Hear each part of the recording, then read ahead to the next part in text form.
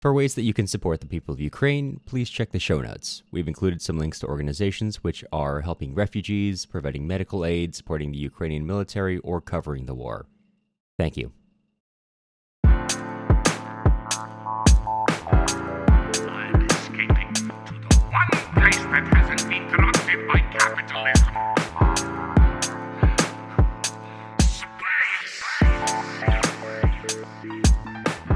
Hello and welcome to Tipsy Tolstoy, Russian literature for the inebriated. I'm Matt Gerasimovich, a PhD student in Russian Lit. This week, slowly pushing our friends in Discord closer to, packing it all up and going and starting a commune. Yeah. Well, we're working on health insurance now for it's a commune / publishing kind of environment is what we're thinking about. So, that appeals to you, publishing a magazine and doing farming. Let us know. Well, I'm Cameron Lalana, and I got a haircut for like the first time in 4 or 5 months. And I've gone from having pretty long hair to now looking like I've joined the military because she cut it all. I usually get the side shaved and leave the top long, but now it's just like side shaved, top short. So luckily one of my coworkers was planning to sell me to the military because there have been like military recruiters that have been like hunting her down. So I'm getting ahead of the curve, I guess, for joining the infantry apparently. I still get emails sometimes from recruiters. Really? Yeah. They always look like a scam. So U.S. government, if you're listening to this, I don't think it is because it has a lot of details that seem pretty legitimate. They're like college programs they're targeting. Mm-hmm. I guess they could make sense, but they look a little scammy. Peak recruiting grounds, Russian literature departments. I can tell you nothing you want to know and everything you don't. I told the recruiters who are at my high school that I had asthma and was colorblind, which are both true things. And then they left me alone forever. So really, yeah. Well, I mean, maybe they saw that I looked like one of the weird kids. They're like, don't want to talk to that kid. If I was a recruiter, I would. Now, knowing nothing about the military, I think that those are pretty weak excuses. I feel like I could have pressured you in if those were your best excuses. That's why I'm wondering if they saw that, like, they're like, oh, this kid, every day he's wearing that Metallica shirt and those cargo pants. We don't need any more of this energy. The amount of Metallica shirts we've confiscated. Oh God, his favorite album is "And Justice for All." That's big cringe. We should be more Ride the Lightning era, bro. God, please get to the episode. Let's get moving. Okay, let's get moving. Go. Speaking of which, me off. This is a podcast where me and my good pal Cameron get to unwind from our week with some Russian literature and a drink or two. This week, we're going to be reading part 5 of Crime and Punishment. We'll be covering the various ways that you can, in fact, make an ass of yourself, whether the intertwined crime is real or not. Can you tell that I wrote the summary today and not Matt? I like that. I was discovering it as I went along. At first, I thought it was a massive typo, and then I realized it was funny. No, I just type real weird. It's funny because I just made some edits to your thesis where I was incredibly pedantic, and now you're reading my writing, and it's also not also terrible. It is terrible as opposed to yours, but no. It's just sometimes when I do these, I leave the ones in from the wrong week because I'm an incredibly hard worker, and I struggle to change out the one sentence every podcast episode that I have to. Yeah, well, before we roll back too much of the secrets, let's talk today about what you are drinking. Yes, I have decaf coffee. I put whiskey in it. Very nice. My body is messed up from the time change of 1 hour, and that's a big difference at the end of the Chicago winter. So I decided to give my body continued mixed signals, so a little faux caffeine and alcohol surely will be helpful. That makes sense. Yeah. What about you? I've been trying to be on brand this whole time, and my original plan was because in this part we get a funeral in which there are many cheap alcohols. My plan was to get Carlo Rossi wine or like a very cheap wine, and I did buy a very cheap wine. In fact, the cheapest wine I could buy, $3 for a bottle. Okay. But then we had movie night last night, and I drank the bottle during movie night. So where'd you get it from? Where'd I get the wine? Yeah. From Winco. Okay. Yes, that's. I didn't know if it was the infamous $3 Chuck. Oh no, it was not $3 Chuck. No, although could have gotten that too. Sounded suspiciously similar. No, so today I'm drinking a cucumber sour beer from 10 Barrel Brewing Company. Mm-hmm. Do you think this is more or less on brand? More on brand for me, less on brand for trying to drink something from the episode. That's fair. But yeah, before going too long, before we turn this into another 9 minutes about the Alhambra situation, we wanted to remind everyone before we get into the episode that if you want to read along with us during our Crime and Punishment series, that you should grab a book through our affiliate links on our website and consider becoming a Patreon to join our monthly reading group. We so far with our reading stuff, it's been like half reading group, half just shooting the shit, so it's fun either way. But for as little as $3 a month, you can get access to early episodes, join our reading group, and have a say in what we read next. If you're not interested in Patreon but still want to help us out, you can leave us a nice review on Apple Podcasts or sign up for our email list on our website, tipsytolstoy.com. Yes, you should become a patron. If not, I mean, really, what are you doing? What are you doing? Mm-hmm. You're not in the reading group, that's for sure, and that's just a shame. It's just a shame.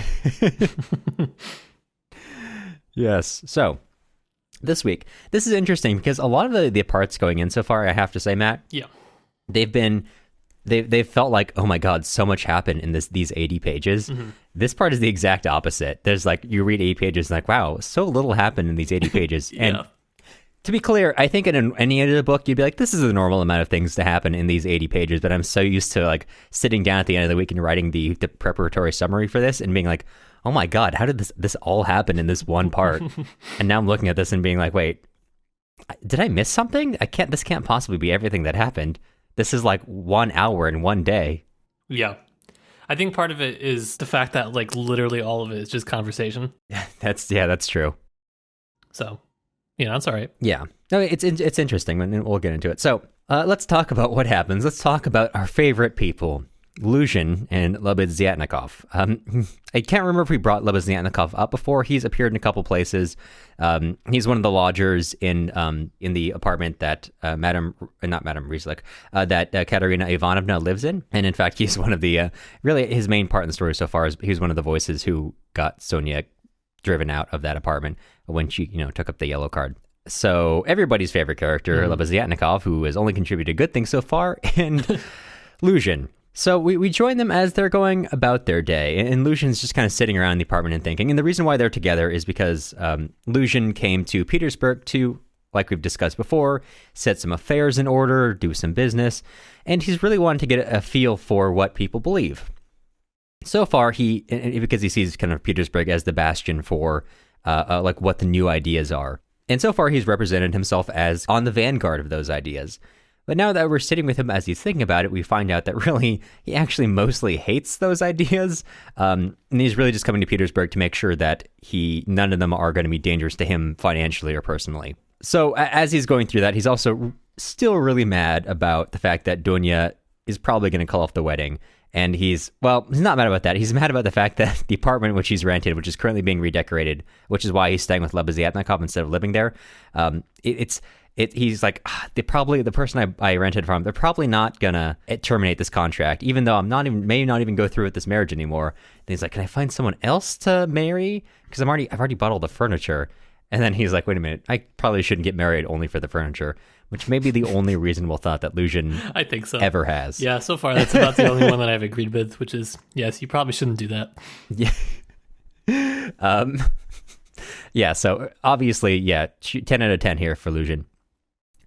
So getting back to the fact that he's very dismissive of the new progressive ideas of Petersburg, Lebeziatnikov is an apparent proponent of these ideas. He's all about all these newfangled stuff. In a sense, I don't know exactly if Lebeziatnikov is supposed to be kind of a take on Chernyshevsky, but I wouldn't say go that far.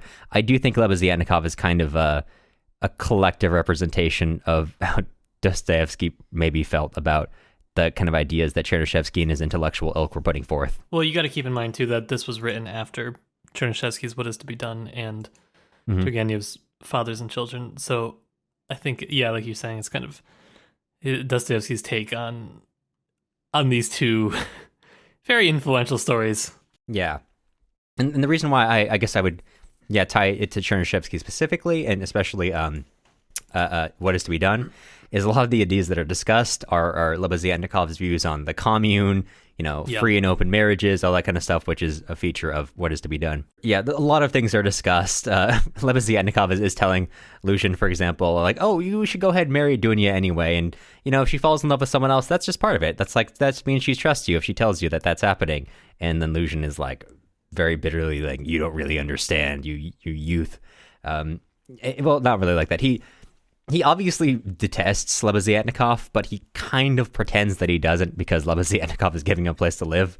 But it's at this point where, like, they've been together living here long enough that Lebeziatnikov is probably starting to get the sense that Lushin absolutely detests him and all of his ideas, and is always just barely not making fun of him to his face about his ideas.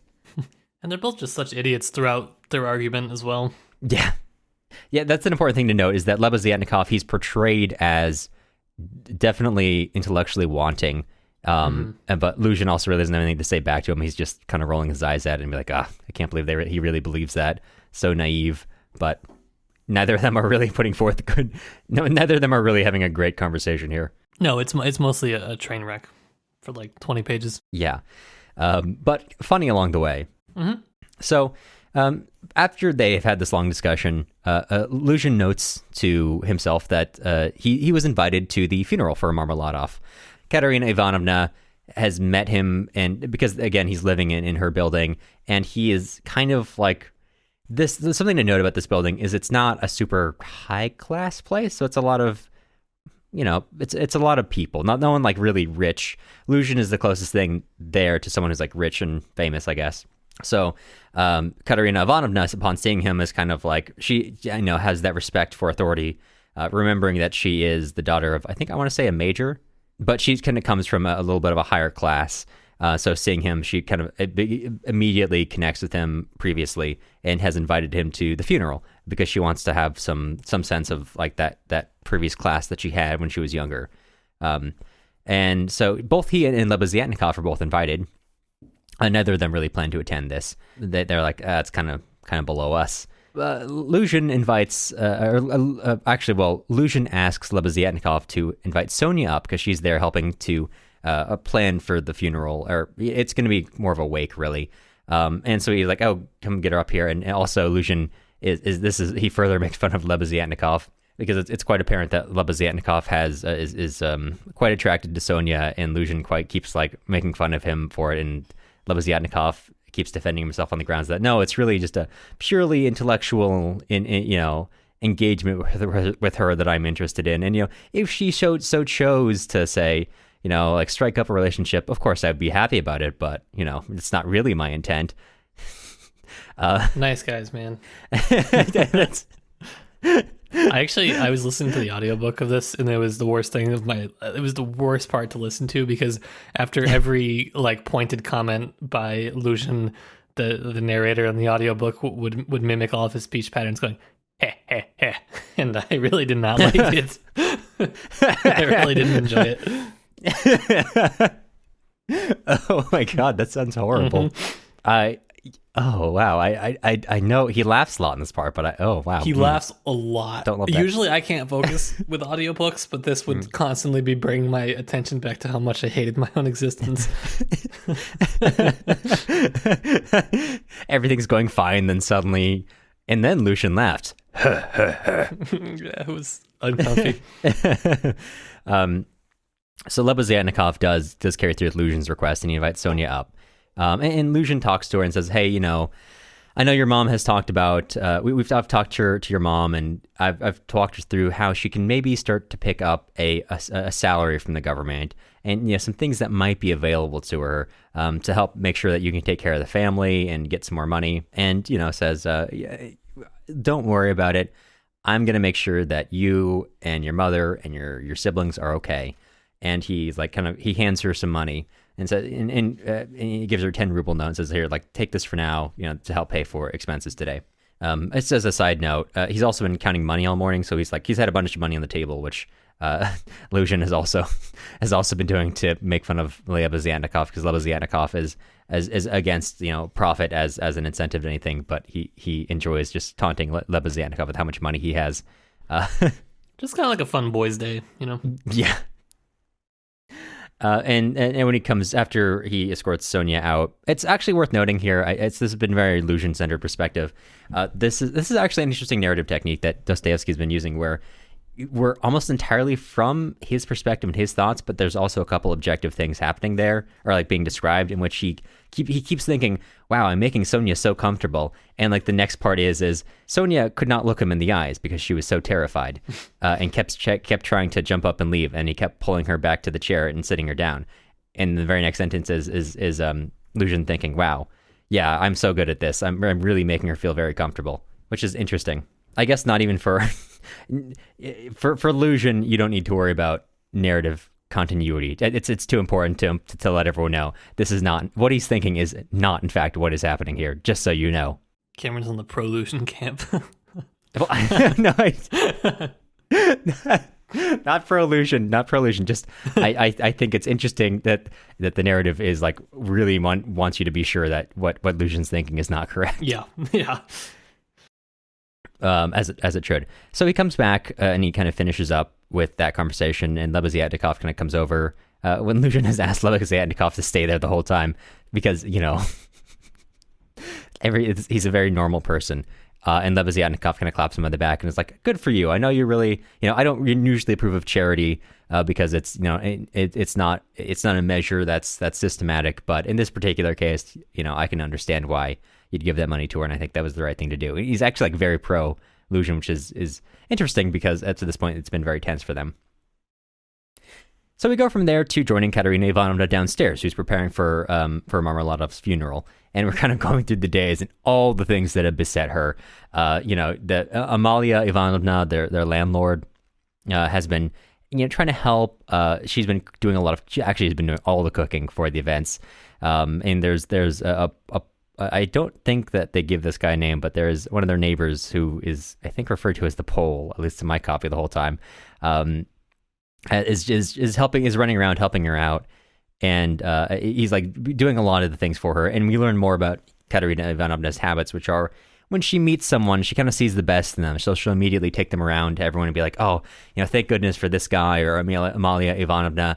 They're so helpful. They're so righteous. They're such good people." And then when they don't live up to her unrealistic standards, she gets really disappointed in them and starts like kind of trying to break them down because she no longer wants to hang around with them.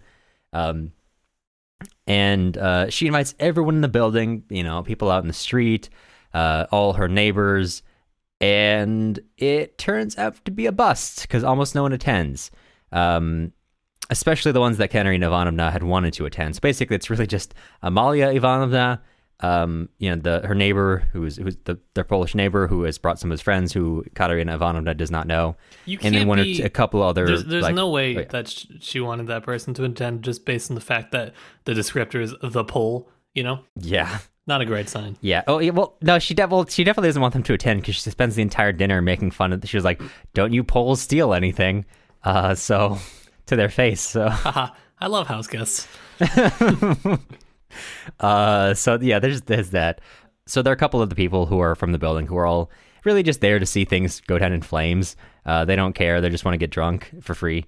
And all like their more quote unquote respectable neighbors have all kind of turn their noses up at them. Lebeziatnikov, Lucian, specifically there is one of the other lodgers is an older woman and her daughter who had kind of turned their nose up at Katerina Ivanovna because of Sonia becoming a prostitute. And she's like, "Let me show you how good of a party I can throw in a good of a wake." And of course, no one attends. So she's not feeling great. Katerina Ivanovna is basically sitting at this table, insulting her guests and ignoring Amalia Ivanovna. And then, thankfully for her, Raskolnikov shows up, who is now the most quote unquote respectable person there. So she immediately puts him down in a place of honor right next to her. And she is like telling everyone like, "Oh, this is Raskolnikov. He's a law student. He's, you know, going to go far." In fact, they're even saying he might become a judge. I don't know if it was a judge specifically, but she's like, they say he might even get exposition, which he's definitely not going to get, you know, because he's not even a law student anymore. Yeah, she does it for the few people that she likes that kind of show up for herself, but also just her own general self mythologizing that she does throughout the part. Yeah, exactly. So he gets sat down and he starts to eat and drink a little bit. And Sonia joins them eventually. And she sits down next to Raskolnikov. And before anything really happens, Lucian walks in. And initially, Katerina Ivanovna is excited. She's like, oh, good. This man who told me that he will take care of us. He will get us the pension. He will get us everything. He's going to make sure that we're all fine. And he comes in and he looks directly at Sonia and says to the crowd, this woman has stolen 100 rubles from me. And things come, to a halt after that. Mm-hmm. Initially, Sonia just like, no, steal 100 rubles from you? No, I couldn't have. And Katerina Ivanovna, bless her heart, for all of her failures, she immediately jumps to her stepdaughter's defense and is like, no, there's no... Sonia doesn't do anything. Sonia has never done anything except to benefit other people. She would never take your money. Why would she even want your money? Because you're already going to help us get a salary. So that's better than stealing from you. That would obviously, that doesn't even make sense. And then Lucian, who's now got a very different persona, is like, no, I never said I'd help you get a salary. I said maybe I could help you go through the process. But frankly, because Marmeladov didn't even complete his government service, I don't even think you'll get a salary. So I didn't say any of that. And in fact, when I invited her in to tell her that this morning, I was cutting money out because I just cashed in some bonds. And I noticed after she left that I was missing 100 rubles. And so I decided that because I told her the truth and that you had completely exaggerated what I said to you, which to be fair, she may actually have, but it's illusion. So he definitely did imply that to her in such a way that would lead her to that conclusion. And says, that's why she must have taken the money. And again, Katerina Ivanovna says, no, you can't prove she has the money. I mean, where would it even be? And Lucian's like, well, have her turn out her pockets. Let's check. Sonia does to prove she doesn't. And what do you know? 100 rubles falls out of her pocket. No, Sonia. Gasp. Did Sonia steal 100 rubles from Lucian? The answer is obviously no. Almost immediately after the money's found, Lucian turns around and points to Lebeziatnikov, who was brought to this, and says, look, see, this man was with me this whole morning. He was there when I was counting out the money. He knows that there was a lot of money on the table. He was there when I was talking to Sonia. He knows that she had to have taken this because he's been with me all day. And so he knows that I brought the money in this morning, that I counted it all out. He's watched me make sure I had all the money. And then she came in and she sat at the table where all the money was. And isn't it true, Lebeziatnikov, that she kept trying to jump up to leave and her hands were often on the table, which, her hands are on the table because she's trying to get up to leave to get away from him. But of course, now he's reworking these series of events and says like she must have grabbed it and tried to leave at some point. And he's like, right. And then everyone's, dead silent because they're like, oh my God, maybe Sonia did steal the money. And then Lebeziatnikov does one genuine thing maybe in his life and steps in and says, wait, hold on. No, that's not what happened. And in fact, I know this is what happened because I saw you slip 100 rubles into her pocket when you were walking her out. And I thought you were asking me to stand there and watch just because you wanted to make sure that no one could say anything weird about what happened here. But then I saw you slip those rubles to her. And that's why I was so happy with you this morning, because I thought that you were really trying to help them out. And I realize that if you're going to do this, that there's no way that that's what you meant. If you put that money in her pocket, so you must have intended to do this all along, which I find quite disheartening, quite gross, quite disgusting. Yeah, not great, certainly. Not ideal. So Lucian is turns very pale, and so at this point, the crowd, which has been treating this kind of as a spectacle, is like, oh, wait, so you're trying to trick us. And they're all kind of crowding in and making fun of Lucian. And, so in my copy I'm reading here, Lucian, who was very pale, remained silent and smiled scornfully. He seemed to be looking for some way of getting out of his difficulty. Perhaps he would gladly have made off then and there, but at that moment, retreat seemed almost impossible. To have left would have been an implicit acknowledgement of the justice of the accusations made against him, and to his own culpability in having slandered Sonia. So the guests are now getting up in his face. They're yelling at him, and he keeps trying to talk them down. But obviously, they're a drunk crowd who's now having a great time with this sudden drama. It's the actual Crime and Punishment of the novel, I think. Yeah. Yeah, and so Lebeziatnikov is really getting on him. He's like, I no longer wish to breathe the same air as yourself, and I must ask you to leave my room, says Lebeziatnikov, trying to get him out. even while things are falling apart around him, Lebeziatnikov is like, get out of my room. You no longer have a place to stay. Raskolnikov, who's been silent this whole time, finally steps up and says, hey, I guess he decides it's time to put the final nail in the coffin and says, I think this may seem senseless, but in fact, Luzhin was supposed to marry my sister, but because we did not get along, my sister took my side in the argument we had, and he decided that if she was going to take my side, then they could not marry, and he has a vendetta against me, and he's declared it as such. So perhaps he's going about this, trying to get back at me by undermining Sonia, who is someone that I care about. And that gets the crowd even more riled up. And at this point, Luzhin sees that there's truly no way that he can win this again.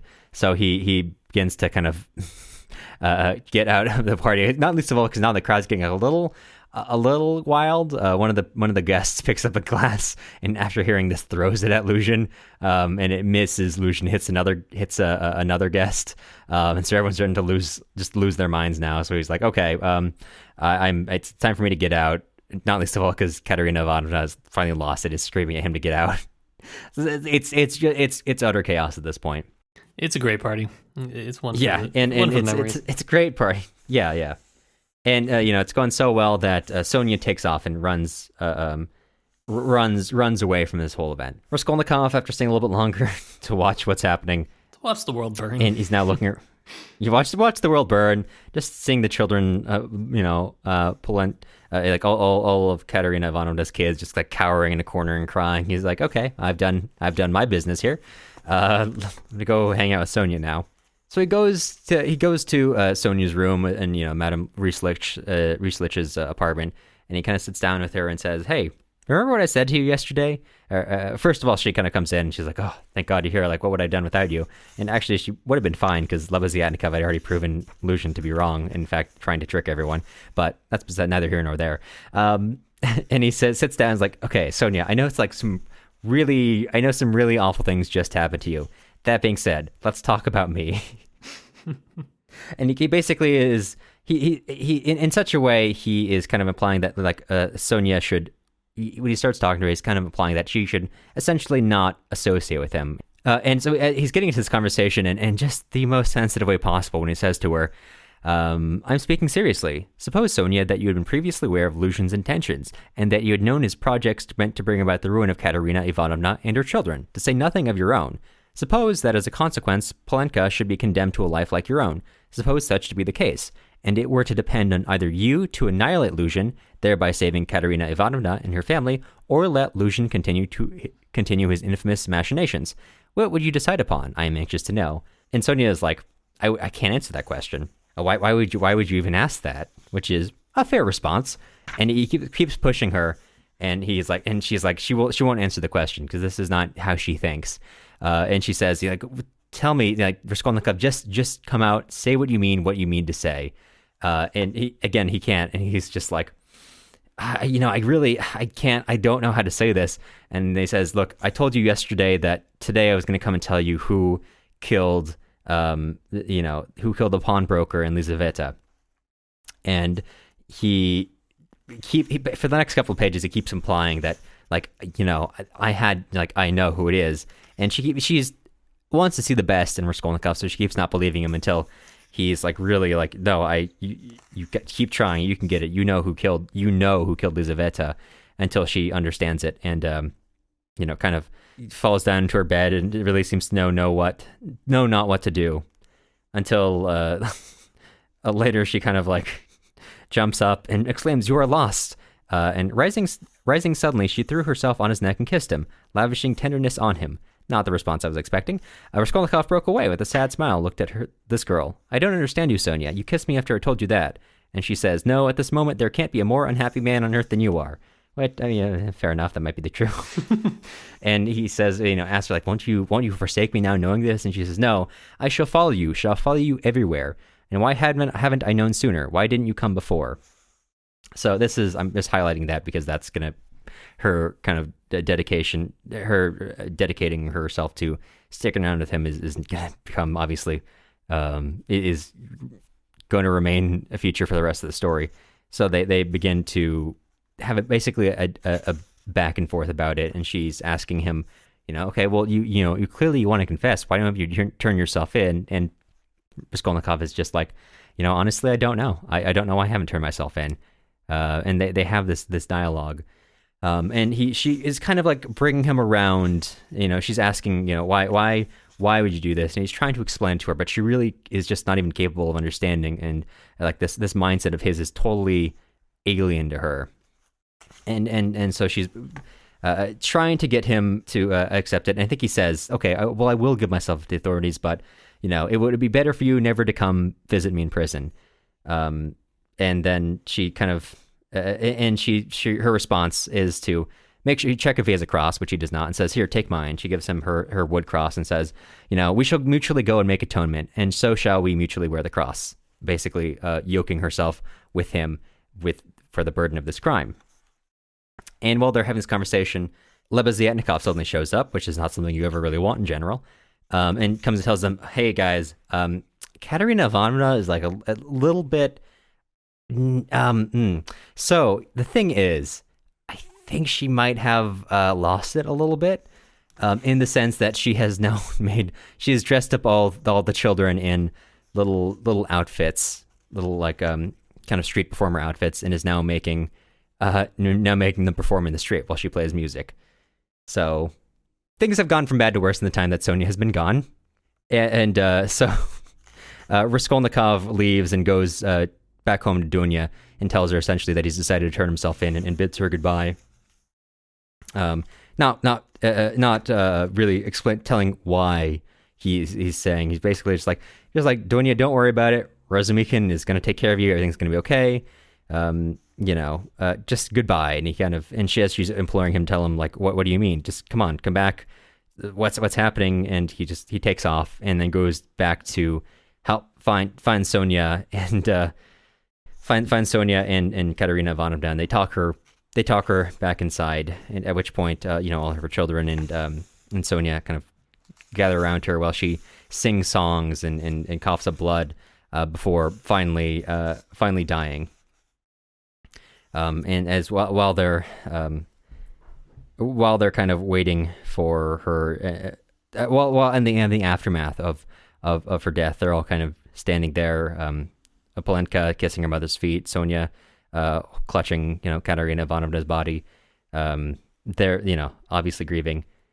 And at which point, Svidrigailov shows up. Actually, he showed up slightly before her death, but in light of the fact that she's dying, no one paid much attention to him. And he kind of says, okay, look, for the whole of this business, the burial and so on, I will be responsible. It must cost something, and, don't worry about it. I will take care of this for you. I give you my word that we will, that we shall, I give you my word that I will take care of you. I live right next to Sonia. I'm right next to her. So come to me, obviously easy to find me. I'll take care of things. And he turns to Raskolnikov and says, my dearest Rodion, you've greatly interested me. I told you we should meet again. Well, we have met. And you see how well favored I am in that people can yet manage to live with me.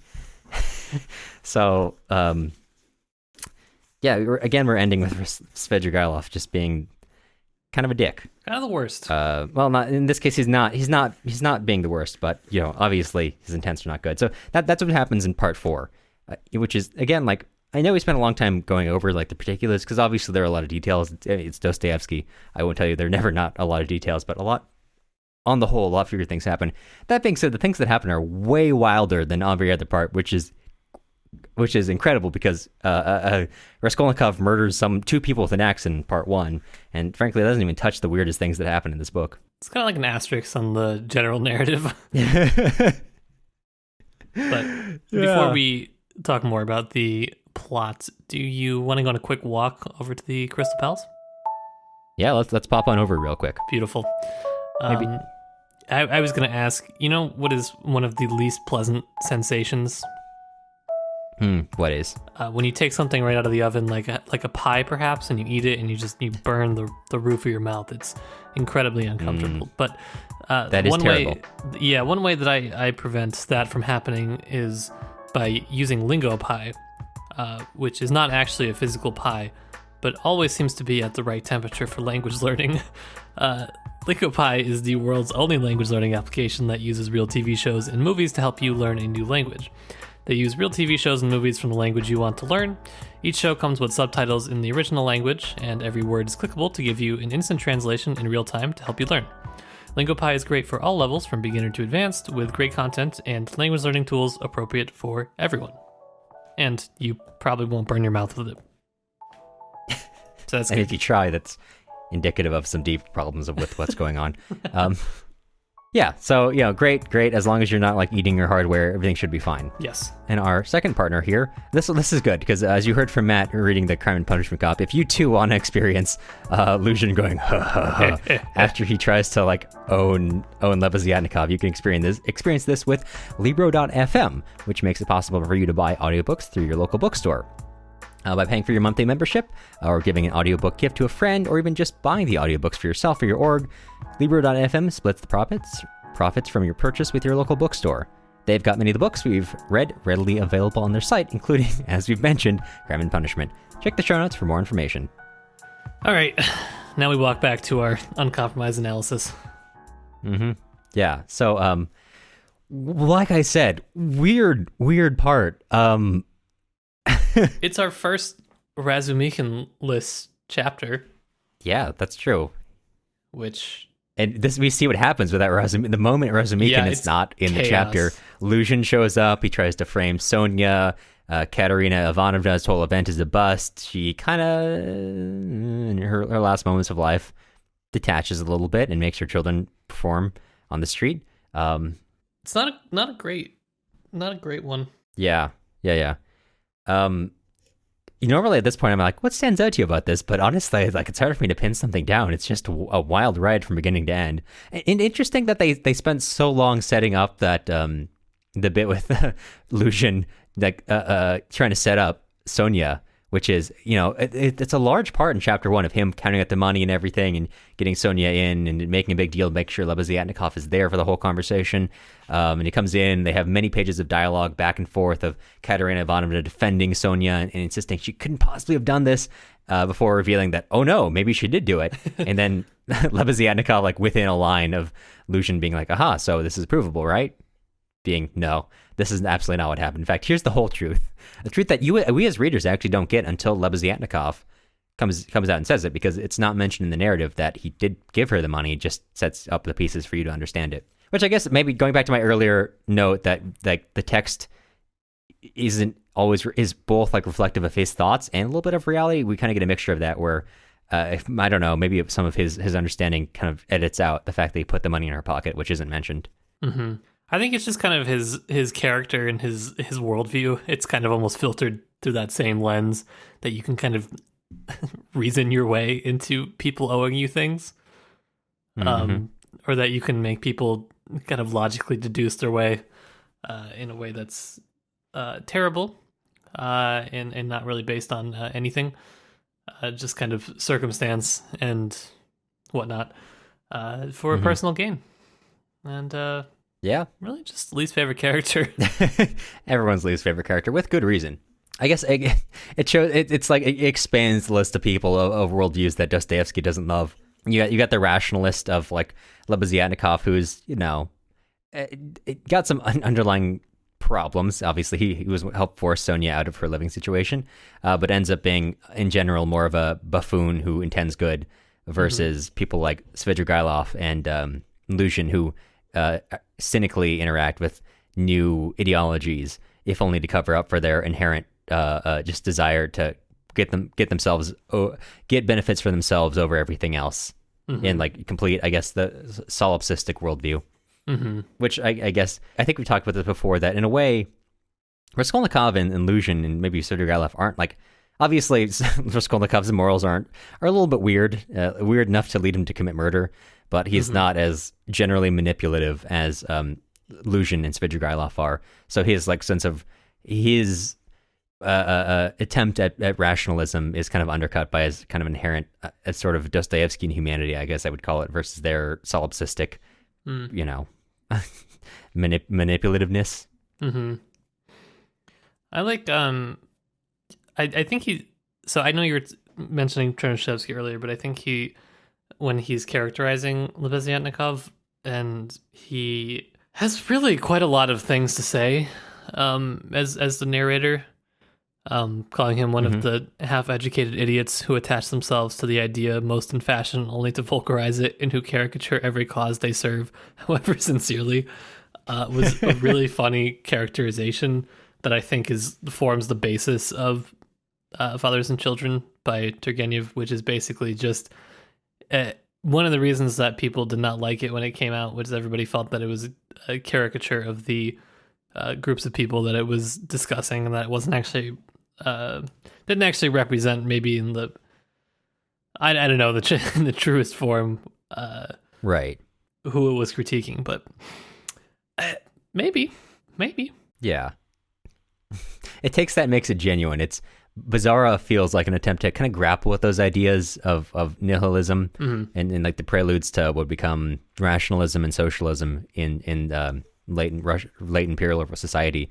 And it goes from like a well-meaning, like trying to, on Turgenev's part, a well-meaning attempt to understand, which like eventually is filtered through his worldview, which is, I think, like sympathetic to it, but ultimately kind of more on like the old, of like Arkady's father, who is like sympathetic but doesn't entirely understand. Lebeziatnikov is a not at all genuine attempt. It's just these idiots. Yeah. And rightfully so. Yeah. But it does line up kind of that like I said, that interesting, at least to me, narrative difference between like the different sorts of like new ideologies that Dostoevsky kind of detests, but like the different underlying motives which make it make their character fundamentally different. It feels, I know we talked about trying to introduce more nuance into the like I guess you could reductively call anti-rationalist stance in Dostoevsky's part, where a lot of it, whatever the veneer is, and you could say that there's like a rough veneer of similarity between Lebeziatnikov and Luzhin and Svidrigailov and Raskolnikov, but what ultimately makes them very different characters, despite like the overlying like kind of similarity of like the ideas that they're engaging with, is their inherent drive, which is very, very Dostoevskian. That you like it's kind of your inner drive, which really ends up determining your outer character, regardless of what exactly you put over. Although what exactly you're putting on top of like your inner drive could lead you to maybe do murder. It could. So you said something earlier that made me think it's not something I've worked out and I haven't paid enough attention to it, but the kind of, I know we talked about how Razumikin is kind of the connecting thread through a lot of the characters, but I'm kind of wondering now that Sonia is more involved, whether she serves as almost like the center for truth in the novel, and how she interacts in terms of the narrative with the other characters. Just the way that you brought that point up earlier about how you're inside the characters, in this case, you're inside Luzhin's head, and, he's thinking one thing, and then you immediately break into Sonia going, actually, no, it's not like that. And I'm wondering if there are more cases where that, I know it's happened not with Sonia, but I'm wondering if that's like a defining like narratorial feature of the way she's written. And I want to go check on that for future episodes. It's not something I've worked out, but it's an interesting feature of Dostoevsky's narration that I would like to explore a little more when I have time to sit down and mark like all of the interjections, because there's a lot. 4th read through, new highlighter. The new highlights are just when Sonia's worldview is so powerful that it breaks through the constructed realities of whoever's narrating with that particular part. Well, it is hard to tell sometimes who's actually narrating, I think. True. I mean, or like from what perspective it's being narrated from. Is it from the narrator? Is it from someone's perspective? And then kind of when those bleed together, you get some kind of interesting things. So that's, I don't have a ton to say on that. Just that you kind of jogged something interesting I've been thinking about. So thank you. Yeah, of course. Well, speaking of Sonia, I want to talk a little bit more about her. It's interesting. Sonia is someone who is very present in the novel, but it's like almost hard to talk about her because, like you said, she doesn't get her own perspective. She gets to break through some of the other characters' narrations, maybe in the case of us understanding that she really wants to get away from Luzhin although Lucian does not at all understand that. But you never have a moment to really get her inner life, which I guess sometimes we talked about Dostoevsky's many of the women in his books being less characters and more like representations of bigger ideas or concepts or ideals for in these texts. Which trying to track character motivations is, I don't know, not incorrect, but not the best way to approach talking about Sonia when, frankly, the novel kind of makes her, I guess the term I'm looking for is objectifies her, because she's almost less a character, more of a plot element / challenge to the others, or in this case, big support for Raskolnikov when he's like, anyway, so I killed your only friend, and she says, "Don't worry, I'll stay with you forever." It's like nihilistic pixie dream girl. Maybe. the new hot alt trend, nihilistic pixie dream girl fashion. No. This is the next time we have an event. I'll I don't know what that kind of is, but I'll do my best to. And again, keep in mind I almost only own button ups and like slacks, but I'll do my best to dress that up as nihilistic pixie dream girl. I do have a short haircut, so I got that going for me. Hell yeah. I think Sonia will be more interesting to talk about full novel in scope when we get to the next part, and then also the epilogue, when you can consider the full scope of her actions. I guess she doesn't really play that big of a part in the first couple parts, so that's that makes sense. Yeah, but she is very central, obviously. It's interesting how a lot of I would say Razumikin has a lot more of an internal life than is given to Sonia as a character, but it's kind of interesting how like probably the two, I use these in heavy quotes, best characters, like characters who are I guess most obviously kind of aspirational for how you act or like what you represent, are Razumikin and Sonia. And obviously Razumikin is given much more of a life than Sonia is, or at least a sense of internal sense of self, but they are both not given that kind of same perspective. Even Razumikin, who's given a portion of his own, his own, the portion which he narrates is very much dedicated to other people, and the only like really personal drive he gets is like, I'm really attracted to Dunya, and I will fight anyone who even implies they're attracted to Dunya. And also maybe Raskolnikov while we're at it. Yeah, I mean, we've already gone over that. Don't bring it back up. Oh, we don't need to get back into it. Don't No, I don't need. I'm too sober. Okay, well, I wasn't thinking about the size of Raskolnikov's mouth. You brought that one up. I could hear it lurking back there. That was not in my mind. That's 100% you, my friend. I'm far too sober this time. Happens. Yeah, it turns out I'm way less likely to bring that up if instead of drinking like a quarter of a bottle of vodka, I'm just a beer or two into the episode. Makes a big difference. Yeah, exactly. Yeah, so I will be really interested to talk about Sonia in a broader perspective once we kind of finish up the novel. To the extent that characters are given development, it's very uneven. It happens haphazard through the novel. Suddenly you drop into someone's perspective who you've never really gotten it from before. Yeah. Such as, this time Lucian. We did have some brief views into him, but this is like the first major time we spent with him, and it's fantastically unpleasant the whole time. Yeah, I hate every second of it. But yeah, and then obviously, Sonia's last tie to the world is Katerina Ivanovna dies in this part. So her death scene is quite extended. Actually, I think it's interesting that her death scene is a lot longer than Marmeladov's is. Yeah. That it's interesting that maybe there's nothing to see here, but in Marmeladov's last moments, he's kind of begging Sonia for forgiveness, which, although apparently as something that you might do as a caring parent, it is something that's ultimately, like everything else in his life, frankly, is kind of centered on him. After he needs absolution from Sonia for everything he's done. Of course, like when we had that earlier discussion, he's talking about the end of days when, finally he'll be accepted by God, even though he's a drunkard. Nothing that actually makes him need to change anything about himself, but just one day he'll get absolution. So until then, he can keep doing what he's doing. Whereas Katerina Ivanovna is much, even though hers, I guess, appears less magnanimous in a way, it's a little more. She's kind of a little bit out of her mind, so she doesn't really recognize what's going around here, and just says simply, "Oh, well, I'm kind of tired now." Before she passes, is an interesting look back and forth on them. Yeah, it's closer, I guess, to like the longer deaths in Anna Karenina, Levin's brother, being the main one, where they're just sitting around, just like, oh my God, please die. It's not quite the same here, but it's the first extended death, I think, that we see. So it is interesting. That's a really interesting comparison because, like, it's kind of a joke that, oh my God, please die, but it does kind of address that, like, they've already kind of gone through mourning in a way. So at a certain point, they're like awkwardly like, okay, well, is he going to die? Because we're really tired now. Right.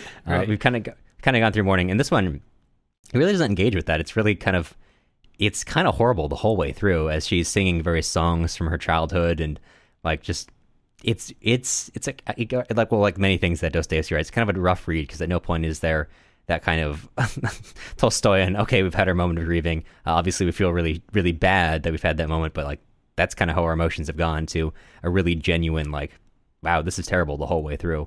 We're like really losing our mother, for better or for worse. She was quite, well, for better or for worse, a little before the street performer thing, she really was trying to do her best for all of her kids.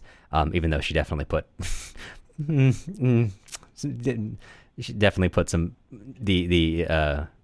some pressures upon them. Yeah. I would say very lightly. At least. Very, very lightly. Yeah. Considering that's what she's working with. Yeah. But should we wrap it up? Yeah, I think it's weird I feel like we haven't talked about a whole lot, but also not a whole lot happens in this chapter. I feel like a lot of this is going to be set up for the next part, which will be joined by one of our most frequent returnee, Dr. Caitlin Shirley, who has been with us through all of our Dostoevsky journeys, actually. So she's finally coming back to start talking about some of the broader themes of what we're seeing in this series in part 6 of Crime and Punishment. Yeah, I'm really excited for this because we only had one guest so far. We've got them all bookended, so it'll be exciting to talk to someone kind of. Now that we've read, it will be 6 parts next week to kind of start getting to a summation of what we've been through. Yeah, exactly. So Matt, on a scale of 1 to Yeltsin, I think we forgot to do this last week or the week before. Where are you on the scale? I think we forgot to do it for like 10 episodes straight, actually, because I think I duplicated a script that didn't have it in it, and then we kept doing it, and then we kept forgetting. Well, the problem is that the last 2 episodes I think we did it for maybe part 2 of this. The last 2 episodes have been very, very drunk. So I think true. You did forget to transfer that over, and we get down to the closing script. And normally, like, the script is so in our minds, it's really more of a totem than it is an actual like script we need. But if it's not there when we're very drunk, we will forget to do it. So yes. I look at the script just kind of out of habit when I record, but then I don't even, the words don't process in my head. I don't think. Yeah. So maybe that'll tell us something about where you are on the scale right now. No, it's not because I'm drunk. It's just because I don't believe in my own script. I've seen it too many times. I know it's coming. That's valid. But speaking of drunk meters and whatnot, honestly, like 3 or 4. 3 or 4? It's been a slow burn on the coffee whiskey. Yeah, that makes sense. What about you? I've only had 1 beer tonight. This cucumber sour, which, while very good, is probably more like a 1. Shame. Yeah, but next time, part 6 and in the epilogue, definitely you cannot just have a 1. No, it's not a 1 beer kind of deal. No, it's not. It's certainly not. So we'll stumble over that bridge when we get there. Well, Matt, I'd ask you what we're covering next week, but we are at part 5 of Crime and Punishment, so I guess that is a bit of a hint. But for the sake of our script, what are we covering next week? Next week, we are going to be covering part 6 of Crime and Punishment by Dostoevsky. We're going to be joined by the wonderful Dr. Caitlin Shirley. Once again, she's been with us for a couple of our previous Dostoevsky episodes, and she has graciously agreed to come back for part 6. If you're planning on reading along with us, be sure to pick up your copy through our affiliate links on our website. Yeah, I'm super excited to, like we mentioned before, start getting into like the wrap-up and talking about that wrap-up with Dr. Shirley, because Dr. Shirley always brings very good insights, and I'm really looking forward to that conversation. Me too. Before we let you go, we want to extend a sincere thank you to all of our current patrons. We've got Jeff, Madeline, Ann, Janice, Daniel, Darren, Daniel, Jack, Paige, Jesse, Lou, Alex, Larkin, Irini, Brandon, Allison, Cole, Elise, Mysterious Donor Dude, Joanne, Drew, Yitza, Alex, Stephanie, and Julie. Podcasting isn't free, and grad school doesn't pay very well, so if you're interested in joining with our current patrons to keep the show running, take a look at our Patreon at patreon.com/tipsytolstoy. The music used in this episode was Soviet March and the Internationale by Toasted Tomatoes. You can find more of their stuff on toastedtomatoes.bandcamp.com and also on YouTube under the same username. If you're looking for other places to find us, you can also follow us on Instagram at Tipsy Tolstoy Podcast and join our email list on our website, tipsytolstoy.com. You'll hear from us again soon.